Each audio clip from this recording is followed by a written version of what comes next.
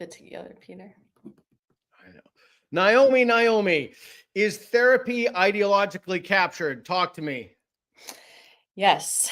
Short answer is yes. So I am a therapy student at Santa Clara University. And recently I made quite a splash because I wrote an op-ed in the Wall Street Journal detailing what happened in my human sexuality class and in the program more broadly. Essentially, the psychology field, the counseling field has been deeply influenced by critical theory. And we're at a point where it's reached near completion. There's one worldview that's permissible to have in the profession as a student. And if you don't parrot that, you bear consequences. And I did. After posting the Wall Street Journal, or after it ran, I was actually fired from my therapy internship. The official reason was the intolerance of the staff. And I made a video about it and it went sort of viral, and now we're here. Yeah, I thought your videos were fantastic, and I really applaud Thanks. you and appreciate what you've done. And people don't understand that this has real ramifications for people's lives. Yeah. So tell me, I'll tell you a quick story. I had a friend of mine, I won't name the university where the university I resigned from, but I had a friend of mine who was a therapy, getting a master's degree in therapy. And this individual told me that in the program, they were taught when you engage homeless people or houseless people, however you want to say it, the first order of business is to ask them about their pronouns and then to talk about their gender identity with them. Not like, where do you find work or drug and alcohol counseling or, resources, mental health. No, it's their pronouns. So what kinds of things did you experience in that program? Yeah, gosh, I mean, there's so many. Unfortunately, I'm not, that sounds like a joke, but I'm not surprised by that. In every single class, we're supposed to introduce ourselves with our pronouns in a room full of people that we've been going to class with for a number of years, which nobody is a stranger to. Gosh, what happened? Well, I'll start with the sexuality class because that's what got me here. So I originally enrolled in this class in summer 2024, and I dug into the syllabus and I found sadomasochistic erotica that was promotional and like meant to titillate. And I found a crassly written pornographic illustration guide with, there's a picture of a man engaging with a sheep in it, an illustration of that. Reed's favorite activity. And there was advice in this about what type of lubrication to use with farm animals if one engages with farm animals. That is illegal and unethical and sad. I am not trying to laugh, but really awesome. That is the caliber of education that I'm receiving. Don't worry, that wasn't in the assigned portion, but that is from the textbook. And I got to laugh. I got to laugh from that. So there's that. And then the final exam was a comprehensive sexual autobiography. So it's horrible. It's horrible, actually. There's questions like, it was chronicle your past and present. When did you start masturbating?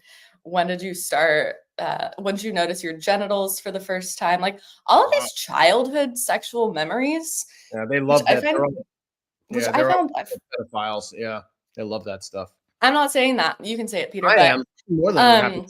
They're minor attracted persons. But yeah, so it just went on, and they kind of couched it in like, well, how is your sex life going to affect your work? And there's a concept in therapy called transference and countertransference. It's a big word to just say, your stuff you bring into the room and you need to be aware of that. But yeah, that definitely doesn't require me to go into like detailing my whole sexual history for a grade to be kept on some server for God knows how long. So I tried to get an accommodation not to do that assignment, and I was denied. I went up the chain. I went to the professor, to the chair. What university is this now? Santa Clara University. Santa Clara University, you're a cesspool of filth and ideological capture. You're pedophiles. Please continue. Yeah, so I went up the chain all the way to the president. I wrote the president in September of 2024, and I said, hey, this is unethical.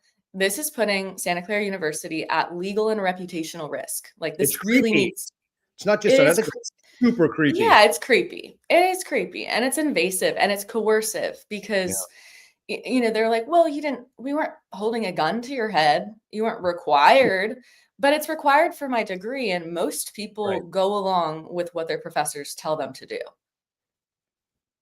So yeah, that was a nightmare. So I just ended up dropping that class. And then I had to re-enroll in it because it's a requirement to graduate. Mm. So when I re-enrolled, I asked the new professor for the same accommodation that Muslims had been given, which was to take the course as an independent study with the same syllabus. So they still had to chronicle their masturbation habits. But I asked the professor for that. And instead of just granting the equal accommodation, he goes, let's have a Zoom meeting and talk about it. And in this Zoom meeting, he promised an atmosphere of professionalism, and he promised no sexual disclosure. And that did not happen. Peter, I was told to write something down I disliked about my breasts and genitals to have it be read aloud to the class. How is that not sexual harassment? I mean, it is. It's sexual harassment. Yeah, it is. God, I hope you sue them. I hope they wanted you to chronicle the number of times that you masturbate. It was, when did you start masturbating? So Yeah. presumably we could talk about, our sexual present. If you're a single person, maybe maybe masturbation is a big part of your life. I don't know, but You'd be in so much trouble if you had to chronicle that. You would be in so much. You need multiple notebooks. You would really, really think, wow, really. I'm I sorry. am a young married woman, Peter. Watch it. Yeah, so it's a good thing Reed didn't enroll in that class. Okay, so okay, so it's okay. So here's the problem with all this. Here's the problem with all this. The problem is, as Helen Joyce said to me, as I've been saying for years, if this stuff were just a little less crazy, people would be mortified by it. But it's just so crazy and it's so creepy, and it has to even on top of all that, there's like crazy and creepy, and then there's stuff with kids, right? And so that's such a violation. I mean, that's so egregious. But again, when we tell people this, people can say, "Oh, that didn't happen," or "That's just not." And that's the problem with all this stuff, is that it's so crazy that it's just hard to fathom that this is happening. Okay, so you have these experiences, and you felt like a reasonable person should. I just want to go back to this Muslim thing for a second. So if you're a Muslim, you can take the class as an independent study. Mm-hmm. So explain that to me a little bit. Yeah, so when I originally asked not to complete the autobiography, she said, well, the chair said, well, Muslim students had the accommodation to take the course independently with the same syllabus because it would have been inappropriate for them to take this in a group setting. So I think that's reasonable, actually, but I still don't think it's reasonable to require them to chronicle their sexual autobiography and read sadomasochistic erotica. That seems like a violation. And so I just wanted the same religious accommodation. I'm a Christian. I also think that it was inappropriate for me to be discussing, my married private sexual life with students and then be reading somebody's, what they dislike about their penis. Okay, Literally in this class, somebody wrote, I'm really distressed that my penis is so large because it hurts my partner. well, that wasn't Reed. Okay. Poor Reed. Reed, you're great. Okay, so no, I'm just kidding around with Reed there. Okay, I'm trying to make light of the situation because it's so. I mean, it's so insane and it's so crazy, and okay, so let's say somebody asked, and they said SCU is a Catholic university. Mhm. So SCU is a Catholic university, and I'm not sure what to make of that, given I just had a conversation with Rod Dreher, the author of Live Not by Lies, the Christian. He's been a very good friend of mine. And he was telling me about how he left the Catholic Church and became Orthodox Christian because of the sex scandals. So it kind of makes sense to me that this is a Catholic university, because it's just the kind of creepy sexual stuff with kids that kind of makes sense. But it also, so I'm okay. So there's just so much going on here. Okay, so you asked the president, you went up the chain of command. Other people have this exemption. People are reading things. Was it ever explained to you how reading a book about sadomasochism would help your sexual practice, if you deal with people who have sexual issues? They called it an inoculation. So they said this course acts as an inoculation to content you might one day come across. So presumably we're supposed to be desensitized. So when a man comes in and he's like, yeah, my wife took off her collar, so I arranged a gang rape, we don't show shock. That's what this chapter was describing. It was a marital dispute, and a woman took off her submission collar, and the husband then arranged for all of these people to come and like beat and commit acts of violence against her. And she was crying, and it seems like if there's a terms of service agreement with the collar and you take it off, it no longer applies.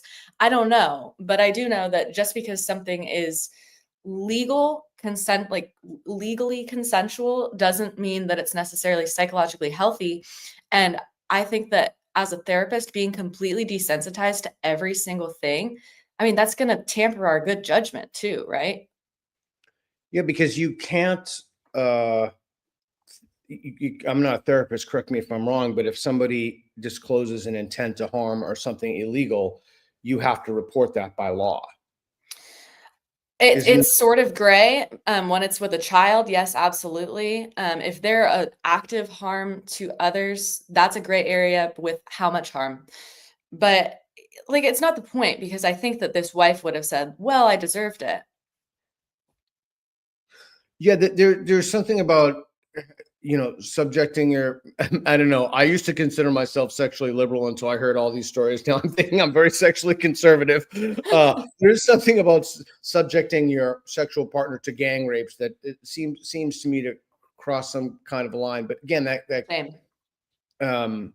okay. So they're teaching you things that are unhinged from reality, and it's not clear to me that clinical outcomes. Was there any data shown that engaging in these sorts of pedagogical practice increase clinical outcomes, treatment No. compliance, or thing? Okay, so No, like that's another thing. This program is completely ideologically based. I had one class in research methods and evidence-based practices, but that was one class out of 90 units. And the rest of it is just, it comes from these theories. And I know we're picking on the thread of the how is this happening at a Catholic school. The yeah, liberation psychology is a branch of psychology that was influenced directly from critical theory, and yeah, that was began by a Jesuit. So the Jesuits are different. My Catholic friends want me to keep restating that the Jesuits are different than your average Catholic. They've been infiltrated by critical theory. The language has been co-opted of social sure. justice, Yeah, and it's a universal solvent, sure. yeah, exactly.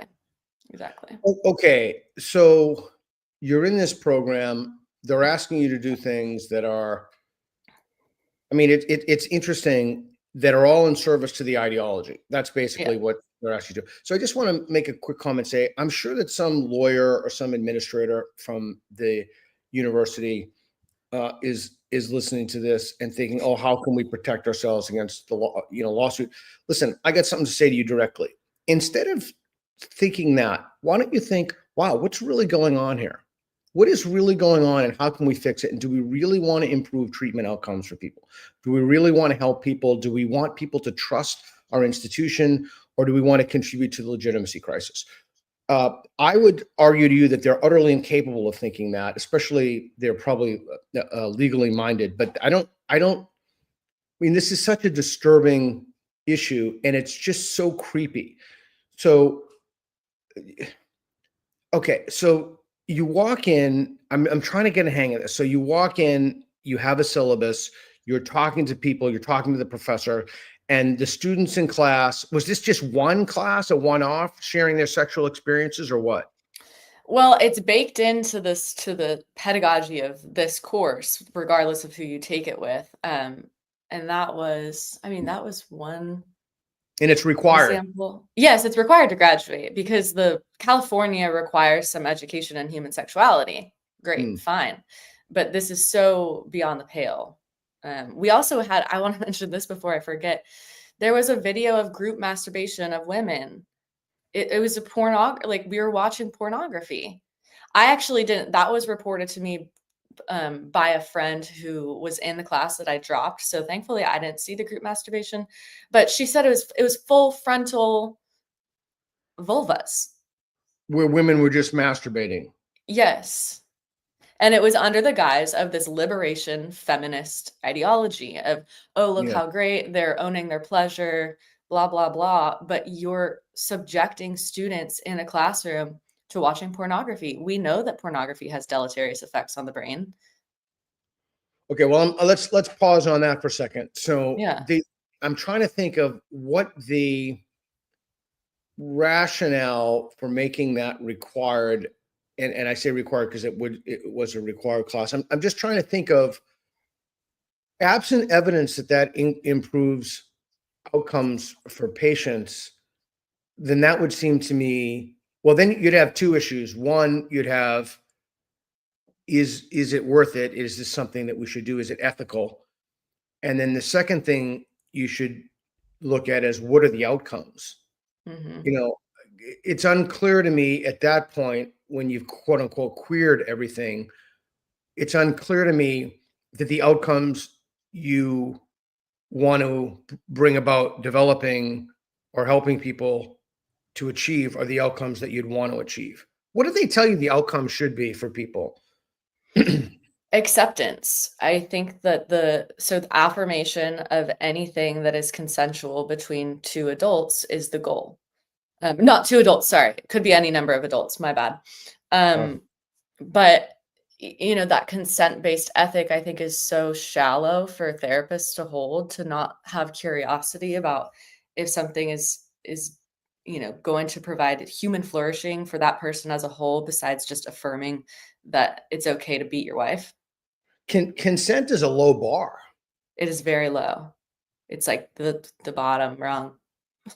So let's say that you give your tacit approbation of this, and so say some guys, sorry for saying this, but say some guys like defecating on, or say some woman is defecating on her husband, and Mhm. then the guy comes in and he's like, well, I don't know if I'm a big fan of this, and then you are expected to say, well, you know, this is just a lifestyle. I don't know, whatever kind of to let them know that um, that you give your approbation to this. How does that improve someone's life? That a random person gives their, like, there has to be something beyond consent, or it couldn't really be treatment, right? Or therapy. Or am I missing something? Yeah. No, it's a good point. I don't know how that would improve someone's life. Probably so if a couple came in and this wife wanted to defecate on her husband and husband was a little bit uncomfortable, presumably it would be the role of the therapist to normalize her desire to do that and also open a conversation between the two of them about how is it working, is it not working, but not with this level of like this extreme example, but in other examples it is our duty to affirm a partner who wants to engage in a sexual practice, like, yeah, follow that path. Like, oh, you want to be in a polyamorous relationship and your wife of 10 years doesn't want to be, like, well, you have to consider what's best for you. And it's part of it is the normalization of these of it's breaking down normative sexual behavior that holds society together. Yeah, and I guess I'm trying to work this out myself. I guess if Yeah. somebody had some aberrant sexual behavior, and I'm bracketing the kid stuff or the sheep stuff right now. I'm just Okay. talking about with a consenting adult. I'm trying to think. And so maybe they had some suicidal ideation, or maybe they had some other something. I'm just trying to think to myself of when, like, it really depends what one's goal is. Yeah. I mean, if like, I guess I would ask them. Of course, they don't like any dialectics, so you could never ask them. And the other thing is, I can already tell you, I'll never get them on the show. I will never, in a million years, would invite. So I would invite everybody from, what's the name of the university? Santa Clara University. I invite anybody from the psychology department to come. I'll pay $1,000 for people to come who teach in that program and have a conversation with me for an hour online. Okay, so where are you now with all of this? Yeah, right now I'm in limbo because I have to have an internship to graduate, and I don't see myself. I'm in California, a very liberal area in California. I don't see myself getting one. I don't know that I want to continue at this university because it is so hostile to my worldview, and I mean, they clearly don't want me to be part of their club, and I don't even know that I want to be. Part of it too is this is at the level of accreditation bodies and licensing Yeah, boards as yeah, well. yeah. And I don't s I other people have told me I couldn't pass the licensing exam in good faith because it violated my deeply held beliefs, and See, that's the that's a problem. compelled speech. Yeah. Yeah, that's the problem. That's the problem. Okay, so let's talk about that. So two things. So you couldn't pass the licensing exam, but the licensing exam is like the horse that runs off furiously in all directions, to quote a Turner. The licensing exam isn't grounded in reality. It's grounded in literature that's been idea laundered and Yes. is not tethered to reality. Now, I want to talk about something you said. You said that it's, I can't remember your phrase, but it's antithetical to your deeply held beliefs. Mhm. I would add that that's less relevant than the fact that the entire enterprise is itself an artifact of something that's morally fashionable. So it doesn't matter really what your ideology is. It's that by the standards of traditional academic scholarship, you know, pre-applied postmodernism, as Helen Pluckrose says, the whatever treatment modality it is isn't substantiated by the body of evidence. And if that's the case, then they're training people like all of your colleagues. They're training you to do something that's inherently arbitrary to bring about whatever deranged ideology it is, minor attracted persons or whatever. I like the whole sheep fucking thing too. That's really quite something. It is, it is. And but here's the thing, even if they did have the scientific backing, they start with the foregone conclusions from their ideology, and then that informs their science, and the science is just getting obliterated. APA is American Psychological Association is Yeah. completely ideological, and they're, pushing the scientific literature in a specific way to achieve goals like how do we get people to address climate change? And you can go on their website, like we're anti-deportation and we're anti-climate change. And, if you want to have those political beliefs, by all means, but that's not the goal of psychology, right? Right. You do so as an individual who belongs to an institution, not as the principle of institutional neutrality is extremely important. But I've said before, I don't want to ride this hobby horse too much, but I've said before that the organization, and I get a lot of grief for this, but they're so ideologically captured that we just have to burn them down and make new institutions. And people are saying, oh, Boghossian just has an axe to grind or whatever.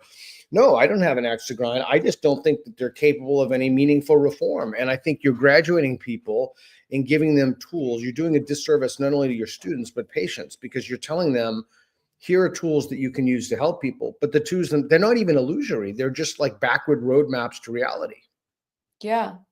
Absolutely. And I don't know, I think people get stuck on the burn it down part of that. It's like we don't want to go full Antifa, but yeah, don't go. Maybe just don't Mm. go. And the building parallel institutions is really important. I know Open Therapy Institute, run by Andrew Hartz, is doing some great work. Do you know him?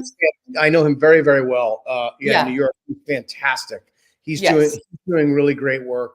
We had a collaborative project and I think he's incredibly smart and sincere and has a lot of therapeutic acumen.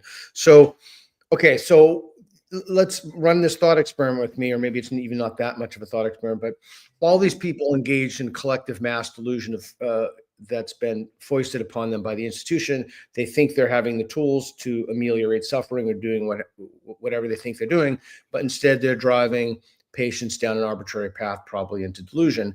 In aggregate, what do you think the effect of that is? The APA is captured, the whole institutional structure is captured, the academic institution is captured, everything is ideologically captured. Mm-hmm. Beside you telling that to people and them thinking you're a conspiracy theorist, because that's yeah, that it's just almost, again, it's just too crazy. If it were any less crazy, people would be like, holy shit. So Yeah. beside that, what do you think the aggregate effect is for people who come in and want to be helped because they have an actual problem? I think we're probably going to extend treatment times. People are going to stay in therapy longer. People are going to be more confused. And we're going to have more and more of our populace in therapy, which is what we're seeing. And meanwhile, that's happening, APA is pushing psychology to be rebranded as a STEM field so they can usher this pedagogy into, Horrible. yeah, horrible. Usher this pedagogy into not just colleges, but K through 12. They want to start going. It's And unbelievable. yeah, Unbelievable. I mean, the other thing is the replication crisis in psychology. It was 50%. It's bumped up to 70% last time I looked. But okay, let's say you don't think it's 70. Let's say you think it's 50. Okay, that's fine. I'll give you 50. That means 1 in 2 studies can't be replicated. So it's almost definitely bogus. So yeah. you're giving people what you think are tools to use your word, Aristotle's word, lead them, or the translation, lead them to flourishing. So let me ask you a question. I don't know how familiar you are with these AI tools, but I like Grok 3. I think it's fantastic. Musk is coming out. He just announced today he was going to name it 3.5 and now he's going to name it 4. And, Okay. read turn me on. If you have the app on the phone and you swipe over the actual app, one of the dialogue boxes is, I think it's like Grok Therapist or something. So I wonder if you have any thoughts on this. Do you think Grok 4 would be a better therapist than most therapists, particularly if it's not beholden to an ideology? I think at this point with this pool of therapists, probably. There's dangers with AI. I mean, I don't do therapy with AI, but I've experimented with it, and it's obviously extremely affirmative in nature. That is one thing that therapists will do, is gently challenge you, but we're being pushed now to not do that as therapists even. So I do think that it's going to evolve. I've been talking to people actually who are working on specific AI therapy tools, and that those are going to be fascinating conversations. I think that is real promise to not just give better psychological care to everybody, but also make it more accessible. Because right now it is the affluent who are it's the affluent who are in therapy and sort of have this luxury of constant rumination and self-reflection, etc. So there are people with severe psychopathology that need help, and I do think that AI could benefit them. Yeah, it's interesting. It's named quote unquote not a therapist. So I wonder if AI advances, if it might put that field. I mean, I think anyone who's really followed this at all will realize the ill repute that has fallen upon the disciplines, and therapy is no different. So what do you need for that? It's a licensed clinical therapist, or what is the degree that you? Yeah, I'm pursuing a degree in marriage and family therapy, so LMFT. LMFT. Okay, so let's say there's no question to me that they don't want you there. There's no question to me that you're gonna say some of these things, and people are like, there's no way. Just as a parenthetical, when I wrote my letter of resignation, I sent it to a bunch of people, and everybody kept telling me, you have to take this out. You have to take this out. And I said, well, why do I have to take this out? It's too, I said it happened. This shit, no one will believe it. It's too crazy. Yeah. So I had so many examples in that I ended up pulling out because people would say it will demean the whole letter. People will think you're exaggerating. They'll think you're not telling the truth. So I had to take out the truly craziest parts. And I think that's a situation with you. It's like you tell people these things and and so it's one thing to tell them what happened in your school. So, they go, this is inevitable. It's not happening. It's good that it's happening. Yeah. We are there. Yes. It's not happening. It's good that it's happening. And so, okay. So let's say, and my guess is, I don't know anybody in that department, but my guess is that they will make your life miserable so that you do quit. That's my guess, because that's certainly what they've done to. That's what they do to us. Oh, and then comes the creepy sexual allegations. Those are inevitable. And let's say that you want to get some kind of say you want to work in the field, but so the APA is compromised. Almost all institutions are compromised. University of Austin does not yet have a therapy program. I don't think Boston has one. Other institutions. So what do you do? What do you do? What do I do? What do I do if I want to practice? Yeah. Gosh, I mean, there's life coaches, credentialing for life coaches, but people online have been saying like that's being captured too. I think we're probably going to move to just decentralization, like consulting. I'm actually having dinner with somebody on Sunday though, who does that herself. And the licensing boards are coming after her saying, you're doing something too similar to therapy. She's just sitting and having a conversation with somebody and charging for her time. Like, do we not have that freedom in the United States anymore? No, evidently we don't, from multiple sources. So yeah. Is there any institution, is there any legacy academic institution you could go and you could get a degree? A couple people have reached out to me who want me to transfer the credits into their schools. And I think there are some great schools. Now they almost have to be Catholic or, some sort of religion or Christian, because that there needs to be some ideology to fill the void, or else this critical theory is going to fill it. But again, that's terrifying. What you just said is terrifying.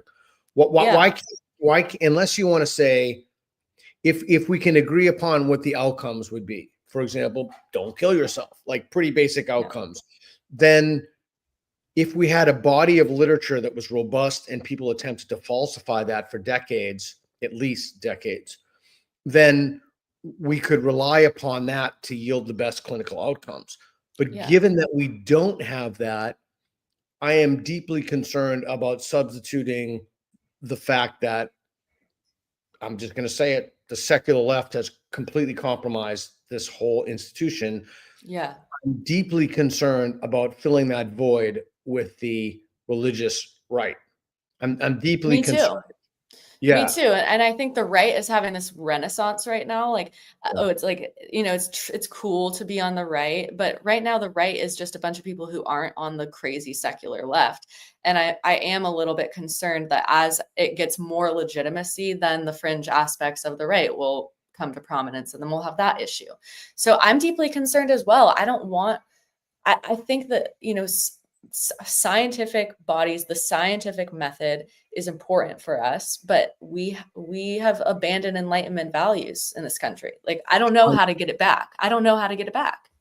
Yeah, I'll tell you how not to get it back. I was reading on X that, I can't remember if it's in Nebraska. They want to denaturalize the Democratic candidate from New York for mayor. That they want to deport. The goal, if you don't like someone's ideology, the goal is not to deport them.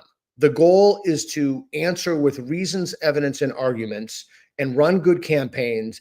It's not to smear people. It's not, the whole idea that you would threaten to deport your ideological enemies is so anti-democratic to me. It's so anti-American to me.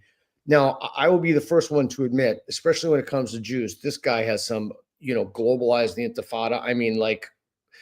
Look, there's, I'm sure people are gonna, put me in the comments and be 100. Oh, this guy's no. I think he's a fucking lunatic. But that doesn't mean I think he should be deported. That doesn't mean I think we should subvert all of democracy because we have a lunatic who's run the, Yeah. and even Bill Clinton came out supporting this guy. And so in a at least on the X post I saw. So it's really a little far afield, but it's amazing how even the mainstream left are almost held hostage to the fringe left. I mean, this guy is like the fringe of the fringe, but the views that this guy has, in my experience, the views that he has are largely, you find those in academia. You find these, you find them especially at elite universities, Columbia, Harvard, and Rufus been doing a great job with them. Okay. So sorry, I had to just, that was my little soapbox. So what's next for you? What are you gonna do? I'm going to keep writing and keep speaking about this issue because I mean, even I was in the field and I didn't really realize the extent of ideological capture. And I know for a fact that these parents who are, their kid is getting sent to therapy for behavioral issues, they do not care about these esoteric philosophical debates about pluralism being dead. So I want to do more writing and advocacy, trying to express this in a way that is digestible. Yeah. But do you have any advice? I don't know. I don't know what my next steps are. I just blew up my career. My And advice is to do the shit out of them, and they have to document everything, and they have to be held accountable and responsible. And it's an ideological sewer. And so after that, then you would have to think, and I would hold no. So remember the fact that my friend Matt Thornton told me this years ago. What most people in your position don't realize is that they already hate you.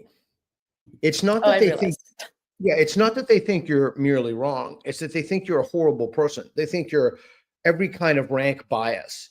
And so even this whole like pedophile fucking goats thing, I mean, this is so aberrant.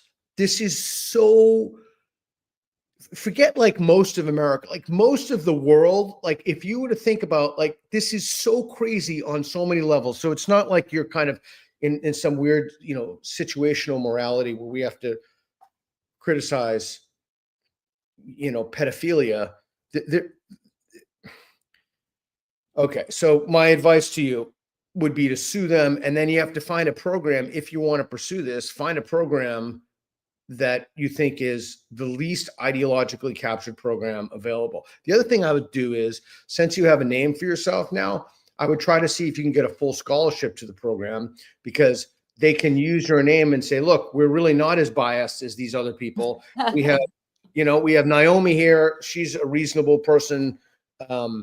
And so they could use that as to sales and marketing. And I can ask some friends who are, in that field. I have some good friends. I just want to say, can you tell us some other examples of some of the crazy things that they talked to you about, or you read about, or so you had the, pornography video, women masturbating, you had the sheep thing, you had the, pedophile thing, you had the track of your sex life thing, you had the when did you masturbate thing. Yeah. I mean, one of them was this transgender psychologist came in. Can I swear? Yeah, I've heard you swear. Yeah. This transgender psychologist came in and said, only trans women have P words that can blow up the world, PU word. And that was so pussy. They said only trans women have pussies that can blow up the world. And that was jarring. Like, what does that mean? I don't know what it means. And I don't know that there would be any context in which that would be helpful for my clinical practice to know that. And then that same person talked about their personal erotic response to viewing themselves in the mirror. If we want to have a clinical conversation about autogynephilia, like that's a real I'm not a prude. I'm not opposed to talking about autogynephilia, but can we do it in a clinical way? That's not somebody's personal, like, oh yeah, this is how I get off. That's inappropriate. So there's that. As far as beyond the sex stuff, I remember I walked into a family therapy class. It was the first day. And I see on the walls posted up race, gender, sexuality, all of that. We had to physically divide ourselves about, and the question was, uh, what most defines you? So we had to physically divide ourselves based off identity categories and then talk to one another in that same group about why it's so important to believe that your race or your gender is the most important thing about you. I was the only one who stood under religion, because how can I like, how can I say that Yeah. it most defines me because I happen to be born as a woman? And I was literally Yeah. standing there by myself looking around while everybody was chatting, thinking that's when I knew this program is not going to be for me anymore. I asked years ago at a university I will not name, they had an event in which only students of color could attend. And I could not believe that's legal. So I have a friend who's in the Supreme Court, and I called him up. I'm not gonna say his name, and I said, I just cannot believe this is legal. Like, is this like what am I missing? He said, oh no, you're wrong. It's absolutely legal. However, it's strongly ill-advised, because if you have an event in which only students of color can go to, that opens up the possibility to have an event in which only white students can go to. So there's nothing illegal about it, provided there are safeguards for, I don't know, midgets or whoever, anybody of any whatever protected identity class that they consider themselves. And I was just so struck by that. Yeah. All right. So, all right, a couple more things. So, all right. So you have an example of a sincere religious belief. So you hold your, I assume you hold your religious beliefs sincerely. I know that my friend Rod Dreher, I just talked to him yesterday. He is like an actual believing Christian. So, do you think that's a bulwark against woke? Yeah, absolutely. Yeah. And could someone secular do the same? Like, how could somebody secular, like, what would they have to protect them against? And Reed, get the bus video, the bus meme of pregnant men and atheism or something like that. Reed will find it. But like, how can a secular person prevent themselves without being holding to religious or metaphysical dogma? Like, or is it secular people just have to yield to it? Oh man, that's a huge question. Yeah, I mean, I think definitely. Yeah, the less Okay. religion people become, the more people become more intelligent. Science and technology continue to improve society. Boom, pregnant men destroying the bus. So, yeah, no, I get it. I mean, I think that you need some sort of metaphysical ideology, even if it's secular. So mine is pretty clear with the Christian beliefs that it goes against woke. But I'm trying to think, like, for psychology, secular humanism is the root of a lot of psychotherapeutic practices. Like Carl Rogers is considered one of the fathers of psychology, and it is Judeo-Christian rooted, but it is secular. And I feel like we've run the experiment already, that it isn't possible without a sincerely held metaphysical ideology. I'm not saying that Christianity is the only one whatsoever, but you're the atheist, right? Like, what do you think? Well, it's interesting. I know, that this was the canary in the coal mine in the skeptical movement, and you saw a religious movement pop up within the atheist movement. And that was fascinating to me, to see people who were so, there's no evidence for the existence of God, but when it comes to their superstition of men and women being physically equal, is fine, or you can be born in the wrong body. There's, you don't need any evidence for that. That's fine too. So I wonder, I mean, I've thought about this, and I know people are pretty hardcore atheists, and most of whom, not people at the I don't want to say the top of the atheist pyramid. I'm trying to think, not the more prominent atheists like Dawkins and Dan Dennett, and of course Hitchens had died right before this. But it's a question I've been thinking about. It's a version of the substitution hypothesis. As one superstition dies, does another one fill it? I have certainly been totally disillusioned. Schellenberger said something to me in a video I did with Shermer, both whom are good friends of mine, and I say that only because we had a really good, actually Reed was there when we were at a skeptics conference in California. Schellenberger said to me, so he's a Christian and Shermer and I are atheists. He said, there are only 3 or 4 people who can live without, I can't remember exactly the thing. Reed, let me know. There are only 3 or 4 people who can live without religion, and you and Shermer happen to be 2 of the 4, something like that.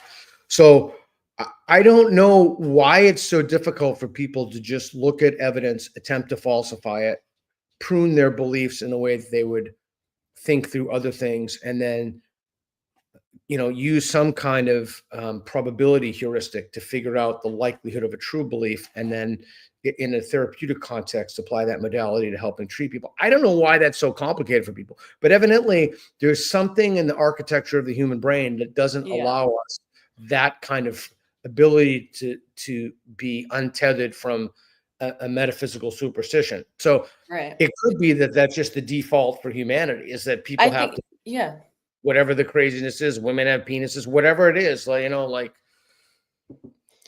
I think, I think when it comes down to it, we're spiritual beings, and that's just evidenced by the fact that there's major religions and people practice them. And I think you're onto something though with the 2 of your friends who can do that. There probably is a small subset of the population who spirituality isn't like as core to who they are, and they can be in their rational brain, probably somebody like you too.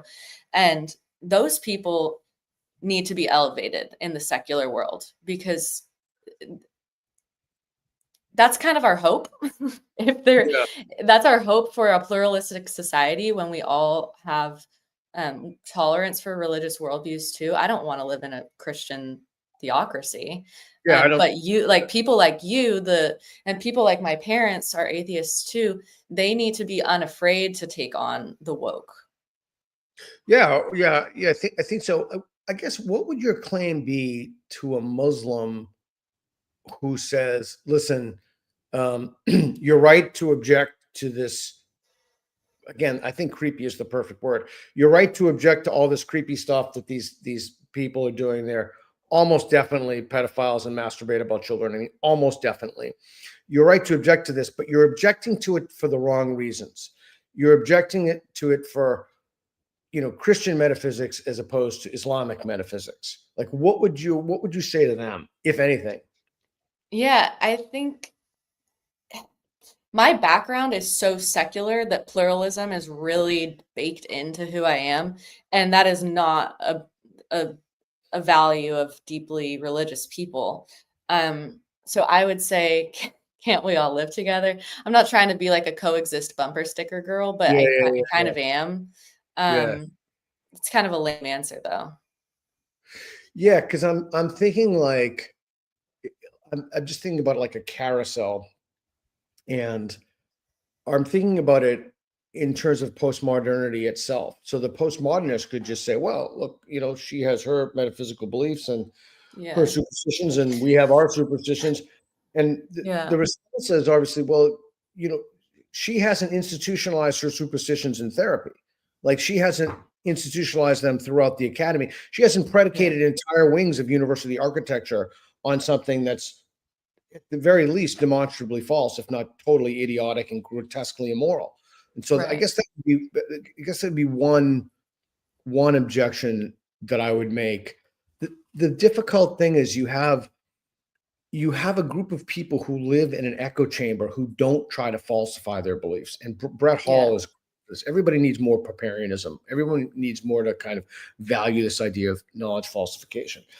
But the other thing is, you also have a group of people, when you've been doing this so long. That's why I know I can offer $1,000. No one will come. I could have 5,000. I'll offer 5,000. Have a conversation. No one will come. It doesn't matter. I'll pitch in a little bit. Yeah, I mean, so the thing is, the reason no one will come, because they're not used to a kind of dialectic. Like, they're not used to a give and take, and someone asks you difficult questions, and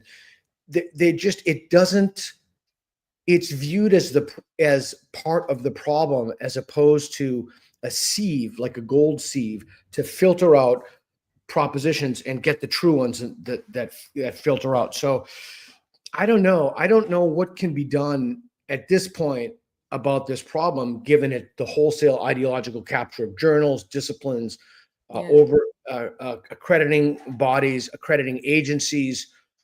The whole thing is just captured. That's why I can't think of any other thing to do other than burn them down. The only Hail Mary I could think of is AI.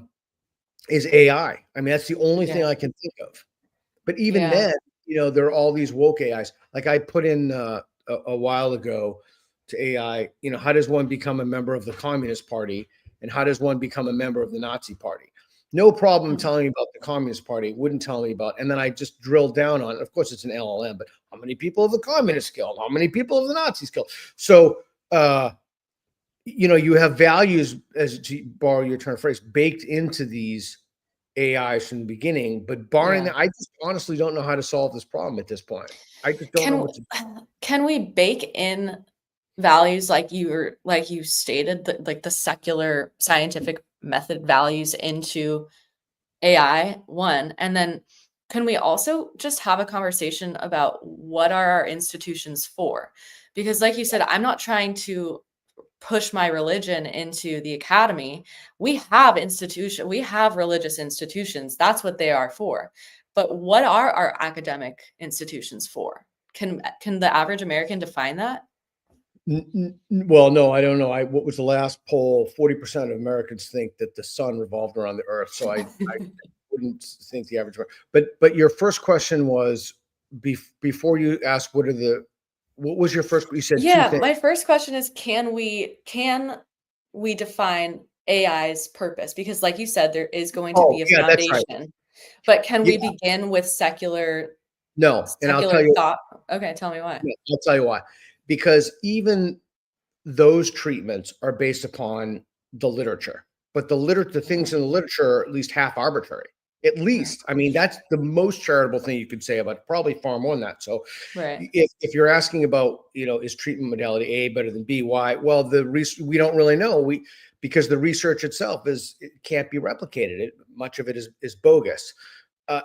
So if you had a kind of purity of falsification in which then you could use the tool to sift through and sort. But again, I don't know. I honestly don't know. I mean, I've thought about this far more than I should have, because I think in retrospect, it's been a large waste of time, because my initial intuition of just burning the whole thing down was accurate. Do you mind if we take some super chats? Is that cool? Yeah, totally. Okay, cool. Let's do it. Matthew Johnson, friends of the show, $4.99. Materialism always leads to nihilism. Is the argument nihilism by Sephram Rose? Excellent book on this. Materialism always leads to nihilism. Always means it's a necessity. I'm not sure why that would be necessarily the case. I mean, you could, unless you want to say that one value supplants the other, then it's true by definition. I don't know. Do you have anything on that? I echo you. I'm curious to read the book, but hear the argument. I haven't read it. All right, Reed, do we have another one here? Talk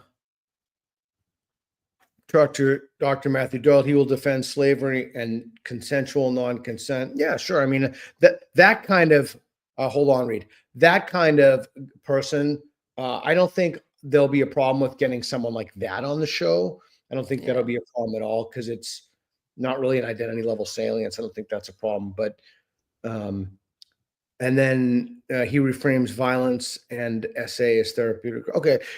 Reed and I had dinner when he was in Budapest last with a guy who's I don't want to say his name, but he's a very well-known philosopher who said it's an ethical duty to eat animals. Why? Well, that's a great question, because I found that to be a fascinating statement. I eat animals, but I'm not particularly morally happy about it. But I mentioned that only in the context of the fact that just because somebody has a fringe belief, like this guy had no problem talking to us about it, no problem making the argument. In fact, he got what did he get for dinner, Reed? I think he got the beef thing. So he actually kind of lived up to his, but there, I want to know what you think about this. What happened in class if did you ask any questions that push back on the ideology, or do other people ask any questions about it? And then what was the response from the professor? Yes, I actually was told to stop talking so much because I Yes. was pushing back in the sexuality class, which kind of captures it completely. I was pushing back on advocating for puberty blockers for children. I and because the literature shows, which may be poor literature like we've been talking about, but a majority of kids desist after puberty who have gender dysphoria before puberty. Correct. But I raised that, and then the professor goes like clickety clack on his computer. He's probably using AI to find it, and he goes, "Well, 98% of kids who take puberty blockers will go on to cross-sex hormones." And I go, "Yeah, that's my point. That is my point. It is not a pause button." And then shortly after that, I was told I was talking too much. Yeah, that's what Mia Hughes brings up that point when she cites the data. She's a friend of the show. I'm kind of excited to talk to you because I get to tell you some of the crazy deranged stories that I went through. I had somebody in the university I will not name where I got my doctorate who this is pre-woke. They had somebody come in a class, and this woman actually gave a fairly interesting lecture on racism in the South and racism, particularly among Christians against blacks. And so I actually thought it was a really interesting lecture. But I raised my hand at the end, and it was an education class, and the lecture had literally nothing to do with education. Like on a scale from 1 to 10, 0. If you didn't use the word, it had nothing to do with education whatsoever. And I said the truth. I thought that the lecture was really interesting and informative, but I wasn't clear what it has to do with the class. And that's literally all I said.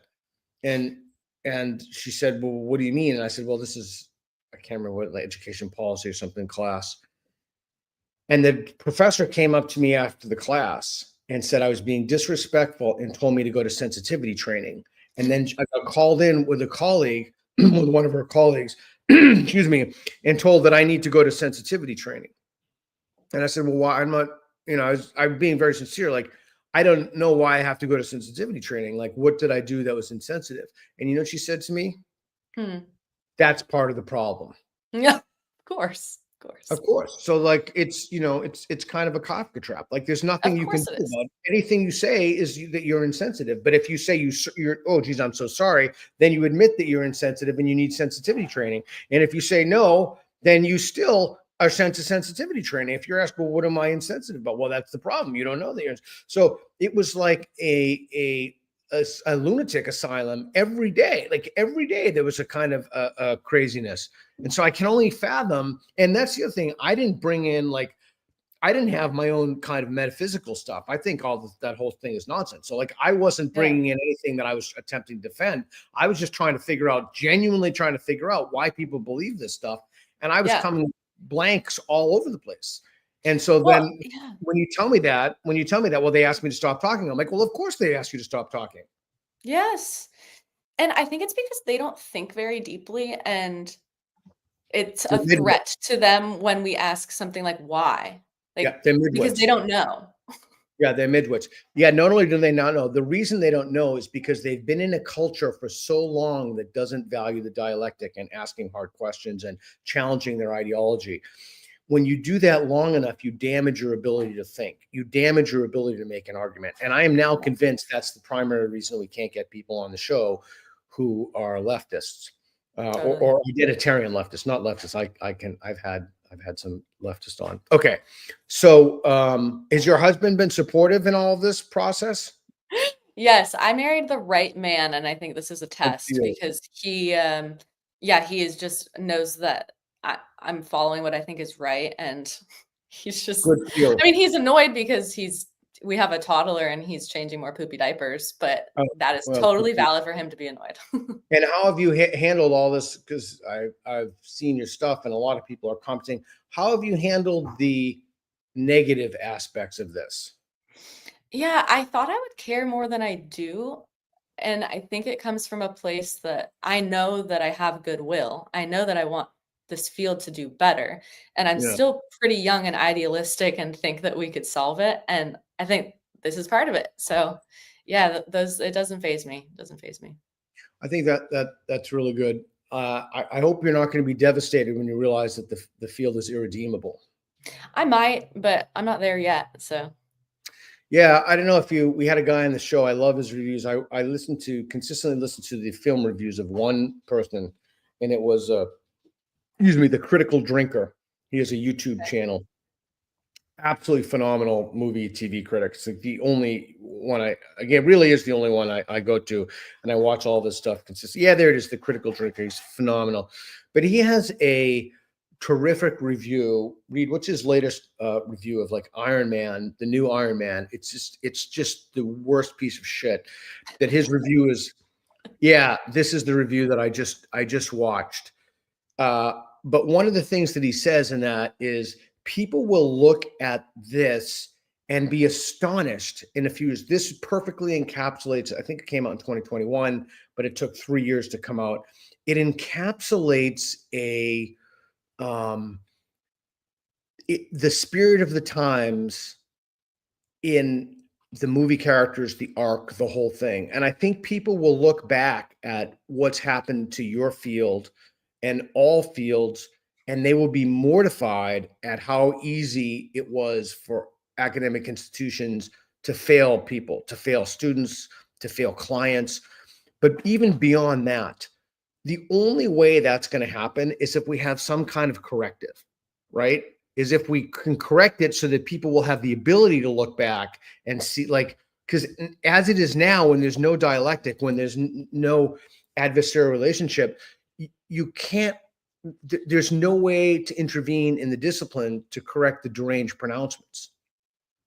yeah. You, yeah, Yeah. I'm sorry if I lectured you there. Looking at you, No, you are a I, you are a professor. So well, no, I do look at you as a younger version in many ways of myself, because I feel like I've been exactly where you are, and I see exactly what you've seen, and yeah.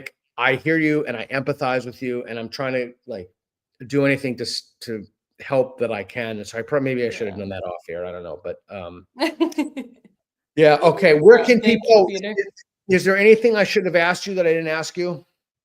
No, people, I think that was a great conversation, and I appreciate all your insights. You've been super formative for me intellectually, and just like your ability and encouragement to engage with ideas like this, like you said.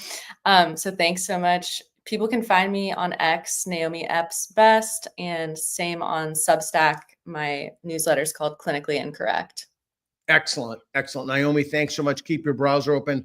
Thanks everybody for listening. And Reed, thank you very much. Good thing Reed wasn't in that class. I think even the professor would have been mortified when they found out about Reed's masturbatory habits. I'm feeling really defensive over Reed. Okay, cut him a break. He's going to be just fine. Good thing he wasn't in that class, though. Anyway, thank you very much. Keep watching. And again, thanks, Reed, for being a good sport in all this. Thank Cool. you.